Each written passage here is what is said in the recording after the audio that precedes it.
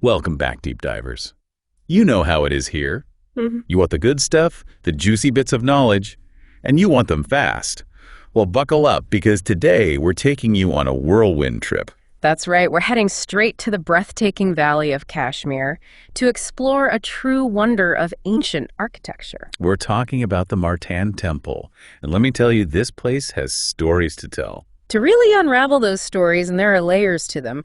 Okay, so listeners, imagine this. The Himalayas, but way back, like way, way back.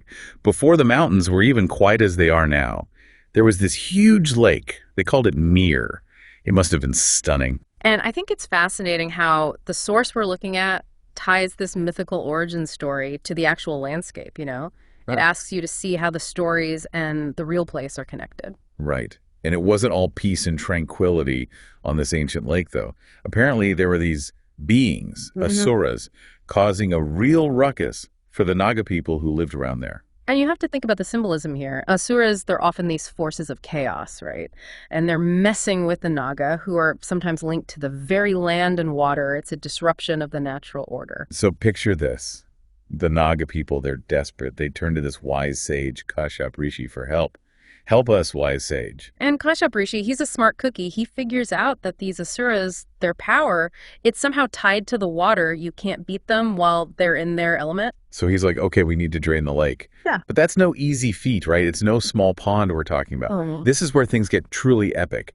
He calls upon the big guns, Lord Vishnu himself. And not just any Vishnu, right? We're talking Varaha Avatar, the boar. Yes. The one who lifted the earth from the primordial ocean. He shows up, ready to tackle some serious earth-moving. And you have to see this within the wider context of Hindu mythology. It's about divine intervention, restoring balance to the world, you know. Varaha, he embodies the conquering of these primal forces, which fits perfectly with the idea of draining this ancient primordial lake. Okay, are you picturing this? Lord Vishnu, in his boar form, splits a mountain. That's how powerful we're talking. The water rushes out, the lake drains away, and bam! The Asuras are defeated, the Naga people are safe, and what's left behind? The Valley of Kashmir as we know it. Pretty impressive, right? And the source makes this really cool connection to a real place. It says that the spot where the mountain was split, that's Baramulla today. And guess what Baramulla means? Baramulla, the root of Varaha. It's like this blend of mythology and geography, which adds a whole extra layer to how you see the region, I think. Absolutely. And it's not just about the dramatic origin story either. The source paints this incredibly vivid picture of Kashmir. They talk about it being blessed by nature, like a paradise, and this central hub for global trade. You can practically imagine those Silk Road caravans winding their way through. If you think about it, this wasn't just some isolated, far-off place. Its geography put it right in the middle of these huge trade routes, and that means ideas were flowing through, cultures were mixing, and you can bet that shaped how the region developed. Totally. And of course, it's also a place deeply significant to Hinduism. The source mentions Adi Shankaracharya, one of the most important figures in Hindu philosophy, and the role he played in sanctifying the region. Then there's the rivers, Chenab, Jhelum, Leader. It's this landscape imbued with meaning. Exactly, and that's important to remember. This wasn't just about pretty scenery. These rivers were the lifeblood of the region, and the spiritual significance drew people and influenced its cultural identity. It's a tapestry woven from all these threads. Exactly. And over the centuries, this tapestry was shaped by all these powerful dynasties that rose and fell. But the one that's particularly important for our deep dive today for the story of the Martand Temple is the Karkota dynasty. And the source is very specific about pointing you toward this dynasty, and importantly, it tells you where to go to learn more. It mentions Kalhana's Rajatarangini, which is like the essential historical text for Kashmir. It's a chronicle written in verse that lays out the lineage of kings and the major events. It's crucial for context. Right. So these Karkotas, they come onto the scene around 1300 to 1400 years ago, so that's the 7th century AD.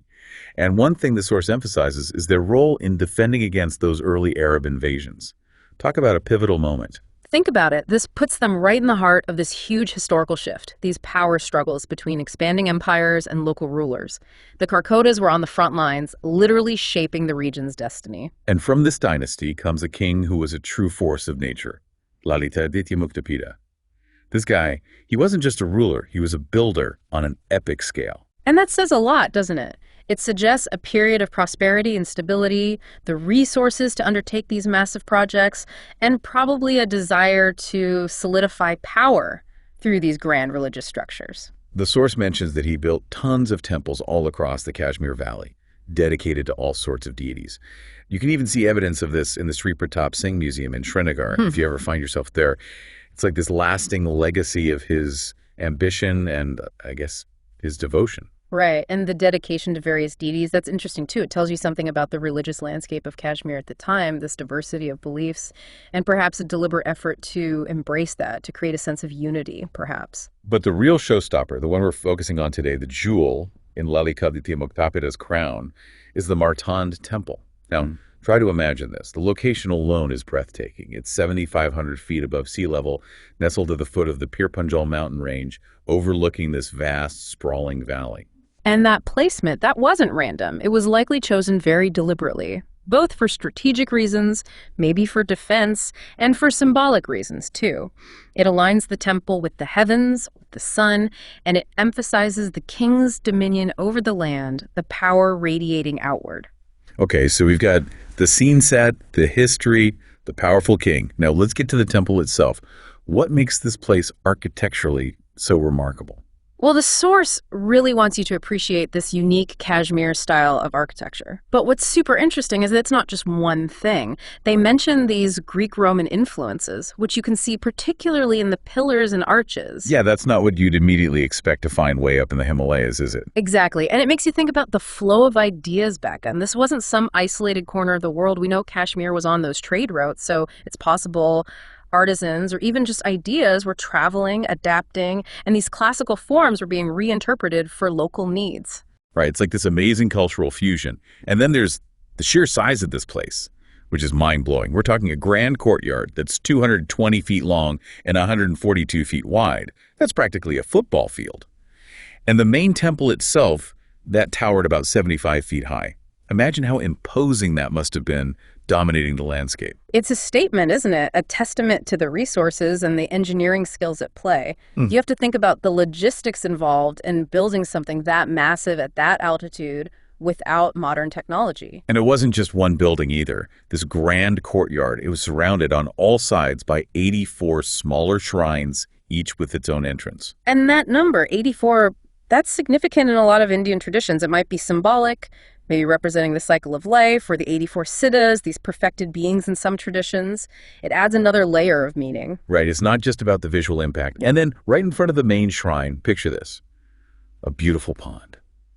I can just imagine it reflecting the temple, the mountains, creating this serene, almost magical atmosphere. Water in temple complexes often has that symbolic meaning, right? Purity, reflection, the source of life. It's a key part of the overall design and experience. Now, the construction techniques are what really blew me away. These people, they were master engineers.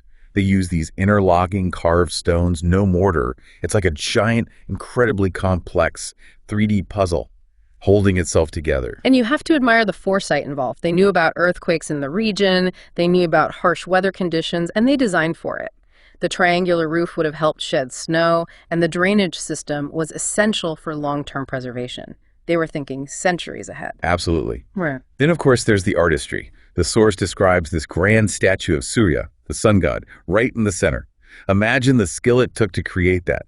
And then all these intricate carvings of other deities, the ornate pillars, the beautiful arches, the toranas, these elaborate gateways. It's more than just a building, it's a work of art. And those carvings, those depictions of the deities, they give you clues about the beliefs and the artistic styles of the time. The fact that Surya is central, that tells you this temple is dedicated to the sun god, a really important deity in ancient India. And you get a sense of the pantheon too, right? There were statues of Brahma, Indra, all these different deities, suggesting a rich, multi-layered religious landscape. It's amazing to think about. It's like peeking into another world. And thankfully, we have organizations like the Archaeological Survey of India working hard to preserve these glimpses into the past. They've been involved in conserving the sculptures on the outer walls, making sure these details aren't lost forever. Exactly. That's vital work.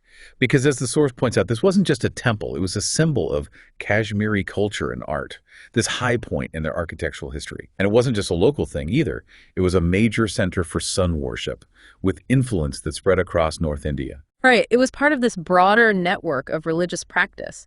The source even connects it to other important sun temples, like the Mahira Sun Temple, the Konark Sun Temple, the Kanakaditya Temple. It was all interconnected. It's incredible to think about. And just to reiterate, the ingenuity of these builders, it's mind-boggling.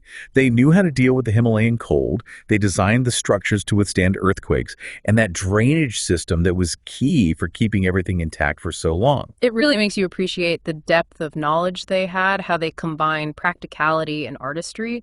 They weren't just building a temple, they were creating a legacy. Sadly, as with so many historical sites, the Martand Temple didn't escape unscathed.